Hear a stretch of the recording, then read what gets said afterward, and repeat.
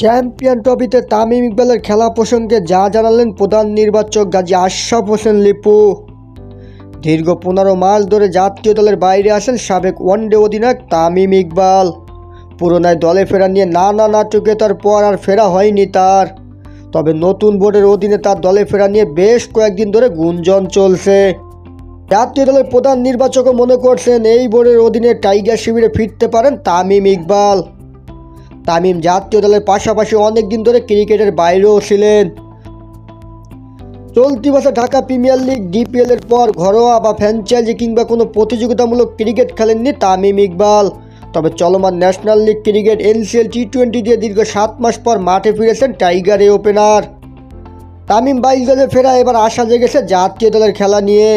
এই নিয়ে আশার আলো দেখছেন জাতীয় দলের প্রধান নির্বাচক গাজী আশরাফ হোসেন লিপু। তার বিশ্বাস নতুন বোর্ডের অধীনে তামিম পুরোনায় জাতীয় দলের জার্সি গায়ে জড়াবেন। সোমবার মিরপুরে গণমাধ্যমের মুখোমুখি হন প্রধান নির্বাচক গাজী আশরাফ হোসেন লিপু। এ সময় তামিমের ফেরার প্রসঙ্গে সাবেক এই ক্রিকেটার বলেন, তামিমের ক্রিকেটে ফেরাটা স্বস্তির।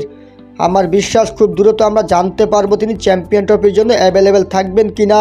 যদি থাকেন তাহলে ব্যাপারটা দারুণ হবে। তবে তামিমের এতদিনে না ফেরার কারণ কি হতে পারে? মূলত তামিম নিজেকে ক্রিকেট থেকে দূরে সরিয়ে রাখায় এমনটা হয়েছে বলে মনে করেন প্রধান নির্বাচক গাজী আশরাফ হোসেন লিপু।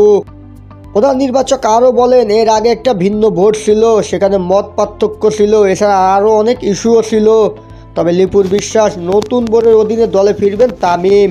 এই প্রধান নির্বাচক আরও বলেন, নতুন বোর্ডের অধীনে তামিমকে নিয়ে আসার আলো দেখা যাচ্ছে।